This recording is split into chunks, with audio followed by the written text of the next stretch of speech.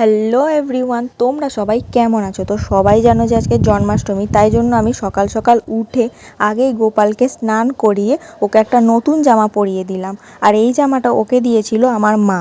তারপর ভেবেছিলাম যে গোপু সোনার জন্য একটা কেক বানাবো। গোপু সোনার জন্মদিন বলে কথা, ওর জন্য একটা কেক না বানালে হয়?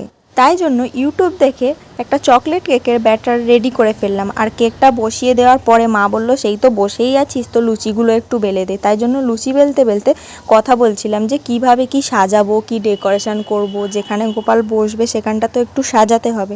তো কথা বলতে বলতে লুচিগুলোও বেলা হয়ে গেল। তারপর কেকটাও হয়ে এলো বলে কেকের উপর জেমস দিয়ে একটু ডেকোরেশনটা করে দিলাম। ওইদিকে মা আর বড় মা দুজন মিলে গোপু সোনার জন্য অনেক রকমের ভোগ বানাচ্ছিল, যেগুলো গোপু সোনা খেতে খুব ভালোবাসে। তারপর রনিও চলে এলো, ওকে বললাম যে চল দুজন মিলে তাহলে জায়গাটা সাজিয়ে ফেলি। আর জানো তো, আমি না বেলুন ফোলাতে পারি, কিন্তু বেলুনের এই গিঁটটা আমি মারতে পারি না। তাই জন্য আমি বেলুনগুলো ফুলিয়ে ফুলিয়ে রনিকে দিচ্ছিলাম আর বলছিলাম যে তুই গিঁটটা মেরে দে। ডেকোরেশন কমপ্লিট করতে সন্ধ্যা 6টা বেজে গেছিলো আর ব্রাহ্মণ আসারও সময় হয়ে গেছিলো। তাই জন্য গোপালকে সুন্দর করে সাজিয়ে ওকে ওর আসনে বসিয়ে দিলাম। আর হঠাৎ করে মনে পড়লো যে লাইটই তো লাগানো হয়নি। তারপর তাড়াহুড়ো করে দুজন মিলে আবার লাইটটা লাগালাম। হাতে যেহেতু বেশি সময় ছিল না, তাই জন্য সবটা খুব সিম্পলভাবেই সাজিয়েছিলাম। তারপর আমি গোপু সোনাকে ভোগ নিবেদন করলাম। আর গোপু সোনার জন্য অনেক রকমের ভোগ করা হয়েছিল: পোলাও, খিচুড়ি, আলুর দম, পায়েস, কেক, 5 রকমের ভাজা, লুচি, সুজি, তারপর ওর পছন্দের ননি, 5 কড়াই, মিষ্টি, নাড়ু, মালপোয়া, দই, তালের বড়া, ফল, সব কিছু ভালো করে সাজিয়ে দেওয়ার পর আমি গেলাম রেডি হতে, কারণ হাতে বেশি সময় ছিল না। আর আমি খুব বেশি সাজিনি, শুধু সাদা আর লালে একটা শাড়ি পরেছিলাম আর হালকা একটু মেকআপ করেছিলাম। তারপর আমাদের লিটল প্রিন্সেস চলে এলো, তাই জন্য ওর সাথে একটা ফটো তুলে নিলাম।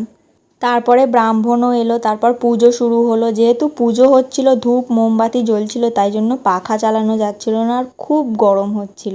তারপর আমি বসে পড়লাম অঞ্জলি দেওয়ার জন্য। জানো তো, এই বছরেই আমি প্রথম জন্মাষ্টমীর উপোস করলাম, কারণ এর আগে আমাদের বাড়িতে গোপালও ছিল না। আর এইটাই আমাদের বাড়িতে প্রথম জন্মাষ্টমীর পুজো। আমি অনেকবার বলার পর তারপর মা রাজি হয়েছিল গোপাল কেনার জন্য। আর আমি আমার জন্মদিনের দিন গোপাল সোনাকে আমার বাড়িতে নিয়ে এসেছিলাম। এই দাঁড়াও দাঁড়াও, আমার গোপু সোনাকে কিন্তু কেউ নজর দিও না, কারণ গোপু সোনাকে যা সুন্দর দেখতে লাগছে। আর প্রত্যেকটা পুজোর এই কমন একটা জিনিস যেটা আমার ভীষণ ভালো লাগে, সেটা হলো আরতি করা। যেহেতু সকাল থেকে আমরা প্রত্যেকেই নির্জলা উপোস করেছিলাম, তাই জন্য প্রথমেই চরণামৃতকে উপোসটা ভঙ্গ করলাম। তারপর মা পাঁচালি পড়ছিল, কারণ আমাদের বাড়িতে পাঁচালি আর কেউই পড়তে পারে না। আর আমরা সবাই বসে বসে শুনছিলাম। তারপর মা গোপু সোনাকে সব ভোগ খাইয়ে দিল।